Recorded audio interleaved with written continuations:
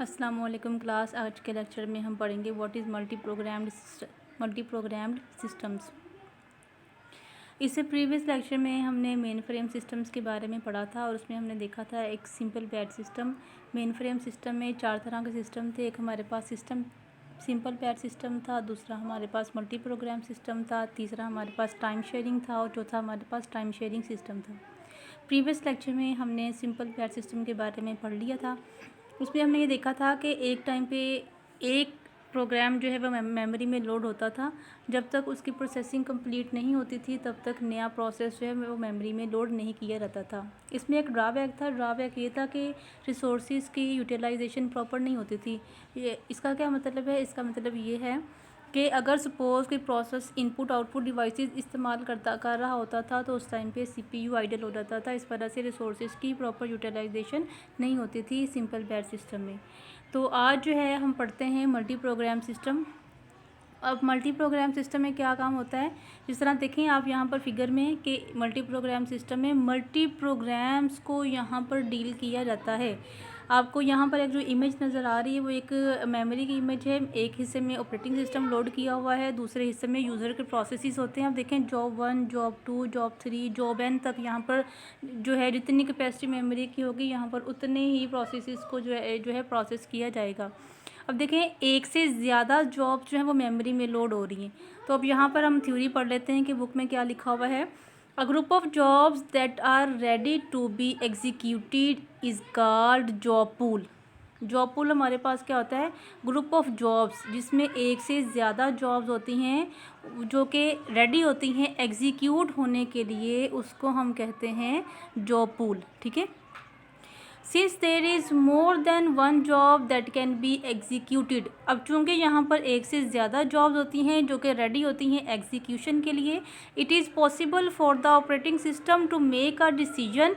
तो यहाँ पर ऑपरेटिंग सिस्टम की रिस्पॉन्सिबिलिटी है कि वो यहाँ पर डिसीजन बनाए about which job to be execute next, कि अब जो जॉब एग्जीक्यूट हो रही है इसके बाद किस जॉब की बारी है। अब ये डिसीजन मेकिंग किसने करनी है? ऑपरेटिंग सिस्टम ने करनी है। That decision keeps CPU utilization as high as possible. अब इस तरह की डिसीजन मेकिंग करनी है कि सीपीयू की यूटिलाइजेशन मैक्सिमम से मैक्सिमम हो। ठीक है। In general, it is not possible for a single user to keep CPU or input-output devices busy। जैसे कि हमने प्रीवियस सिस्टम में पढ़ा था कि जहाँ पर एक सिंगल यूज़र होता था तो यहाँ पर अगर सीपीयू और इनपुट आउटपुट डिवाइसेस को एक ही वक्त में पॉसिबल नहीं था कि इनको बिजी रखा जा सके एट ऑल टाइम्स, हर टाइम पे। ठीक है। Multi programming allows the system to increase CPU utilization. Multi programming हमें अलाउ करती है कि हम सीपीयू के यूटिलाइजेशन को इंक्रीज़ कर सकें by ensuring that the CPU always has a job to execute. ये इंश्योर करते हुए कि सीपीयू के पास हर टाइम कोई ना कोई जॉब होती है एग्जीक्यूशन के लिए। The CPU has a pool of job. CPU के पास बहुत सारी ग्रुप ऑफ जॉब्स होती हैं। जैसे कि हमने जॉब पूल की भी डेफिनेशन पढ़ी कि जॉब पूल हमारे पास क्या होता है? एक ऐसा पूल होता है जहाँ पर ग्रुप ऑफ जॉब्स होती हैं। When the currently executing job has to wait, जबकि व्हेन द करंटली जो एग्जीक्यूट हो रही होती है job has to wait if it is performing some input output.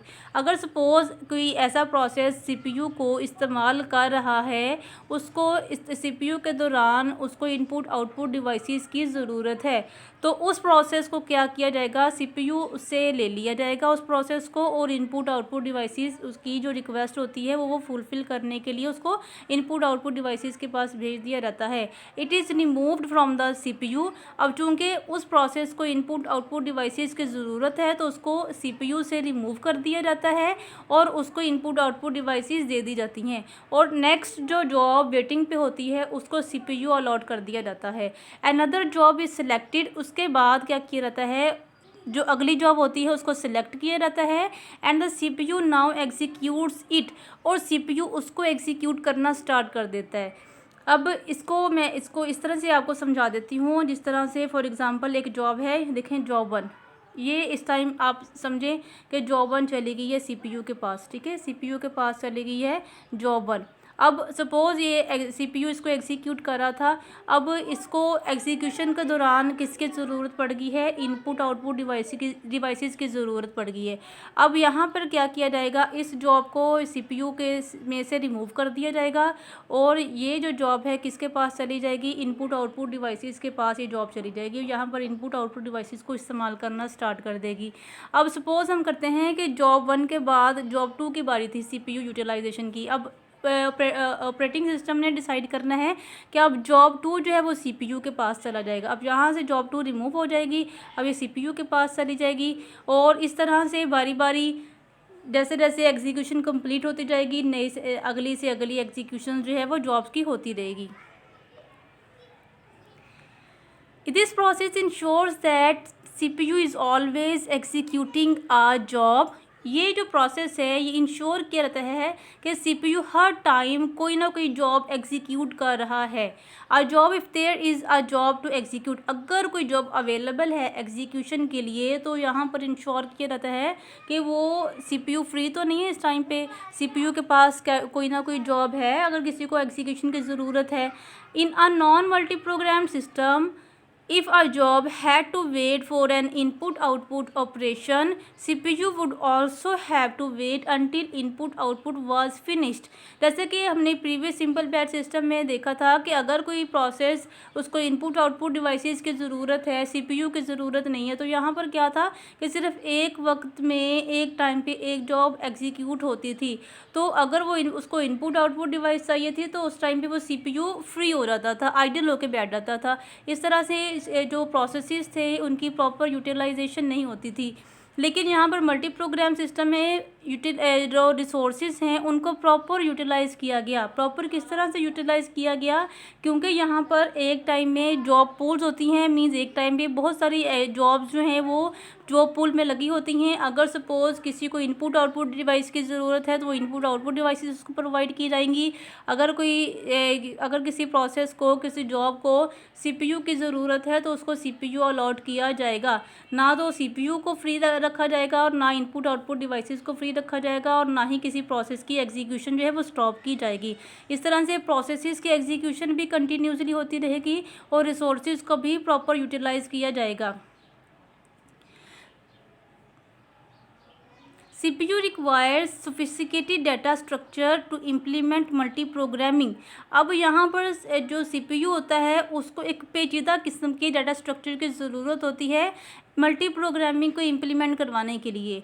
CPU must be able to decide, CPU के पास एक काबिलियत होनी चाहिए कि वो डिसाइड कर सके which job is to be executed next, कि इसके जो जॉब एग्जीक्यूट हो रही है अगर उसकी एग्जीक्यूशन कंप्लीट हो गई तो उसके बाद किस जॉब की बारी है। तो CPU के पास ये डिसीजन होना चाहिए कि वो इसके बाद किस जॉब को पकड़ेगा एग्जीक्यूशन के लिए।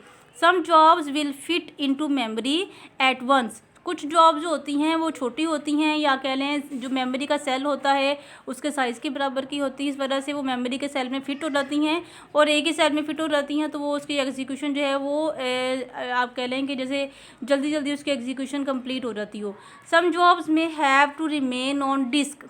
अब यहाँ पर डिस्क का क्या मतलब है, कुछ ऐसी जॉब्स होती हैं जो कि साइज़ में बड़ी होती हैं। अब मेमोरी का साइज़ उतना नहीं होता कि उस सारी जॉब को मेमोरी में फ़िट किया जाए, तो ऐसी जॉब्स को क्या किया जाता है कि अगर उस जॉब में कोई ऐसा हिस्सा जिसको भी एग्जीक्यूशन की ज़रूरत नहीं है, जिसकी बहुत कम एग्जीक्यूशन की ज़रूरत होती है, तो उसको क्या किया जाता है, उसको वहाँ पर डिस्क में लोड कर दिया जाता है।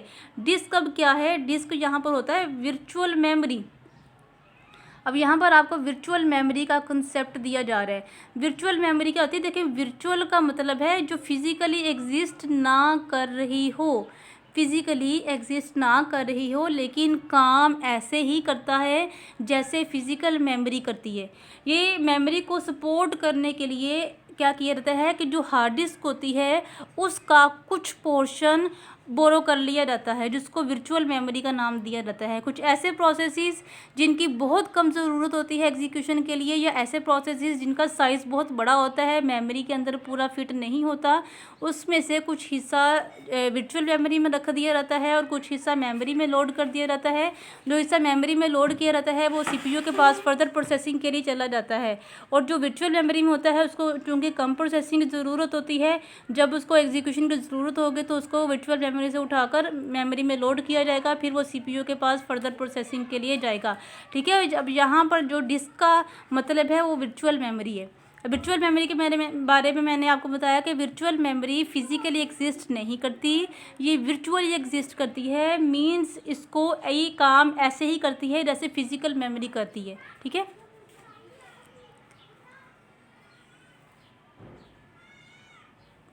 The operating system must be able to perform some sort of scheduling.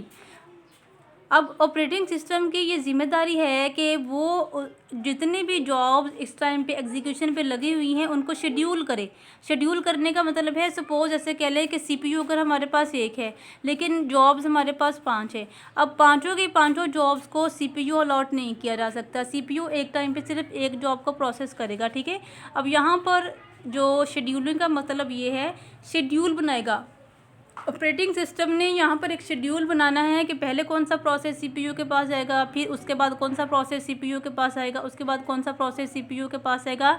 अब स्केजुलिंग का मकसद ये होता है कि रिसोर्सेज की भी प्रॉपर यूटिलाइजेशन हो और जो जॉब्स हैं उनको भी मुकम्मल तौर पर प्रोसेस किया जाए। ऐसा ना हो कि सिर्फ एक ही जॉब को जो है वो प्रोसेस किया जाए, बाकी जॉब्स को वेटिंग पे लगा रहने दिया जाए।